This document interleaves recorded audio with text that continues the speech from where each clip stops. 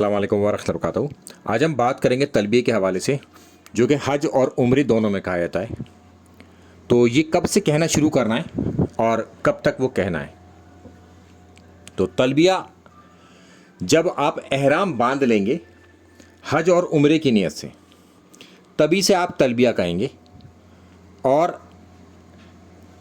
جب تک تلبیہ کہتے رہیں گے جب تک آپ اس مقام پر نہ پہنچ جائیں جس مقام پر آپ نے احرام پہن کر جانا ہے۔ اب عمرے میں آپ نے اپنے مقام سے احرام پہن لیا اور وہاں سے اب آپ جائیں گے مسجد حرام یعنی کہ مکہ۔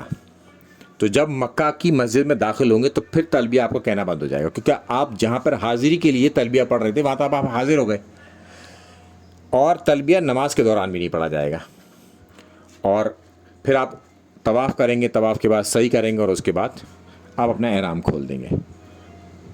تو عمرے میں مسجد حرم تک آپ کو تلبیہ کہنا ہے، اور اسی طرح سے حج کے دوران بھی اگر آپ حج کے ارادے سے آپ نے احرام پہنا ہے تو پھر آپ تلبیہ کہیں گے، اور عرفات کے میدان تک کہیں گے، کیونکہ عرفات کے میدان میں رکنا ہی حج ہے۔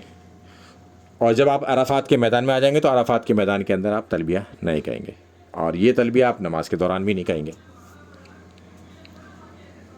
تو تلبیہ کہنا شروع کرنا ہے جب آپ احرام حج یا عمرے کی نیت سے پہنیں گے، اور پورا کب تک ہوگا وہ آپ کا؟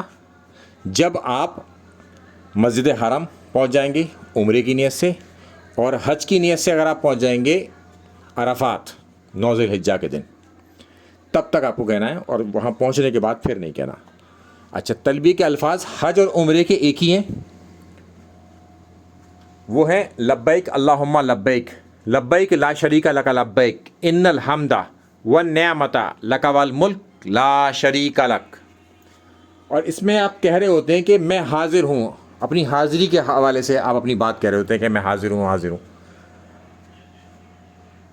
تو یہ جب آپ حاضری کے لیے کہہ رہے ہوتے ہیں تو اس کا مطلب ہے کہ آپ کسی جگہ پر جانے کے لیے حاضری دے رہے ہوتے ہیں کہ وہاں جا کے میں حاضر ہوں، اور جب اس جگہ پر حاضری ہو جائے گی تو پھر یہ بات کہنی بند ہو جائے گی۔ تو اکثر لوگ اس میں اختلاف کرتے ہیں، تو میں نے سوچا کہ لائیے یہ آپ کو ایکسپلین کر دوں کہ ایکچوئل میں یہ ہے کیا۔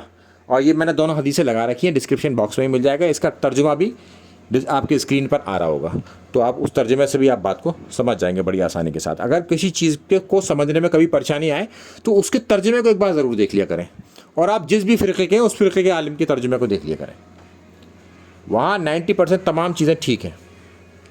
یہ جو علماء نے بتا رکھا ہے نا کہ اس میں جو ہے انہوں نے لفظوں کی کچھ ہیری پھیری کر دی ہیں، بھائی 10 لوگ ایک لائن کا ٹرانسلیشن کریں گے تو ان کی لفظوں کے چناؤ میں فرق ہو سکتا ہے، مگر بات وہی ہے۔ آپ بسم اللہ الرحمن الرحیم ہے کہ شروع اللہ کے نام سے، شروع کرتا ہوں میں اللہ کے نام سے، اللہ کے نام سے شروع سارے ہی لوگ جو ہے نا اللہ کے نام سے ہی کر رہے ہیں، الفاظ کے چناؤ میں ڈفرینس ہے۔ السلام علیکم ورحمۃ اللہ وبرکاتہ۔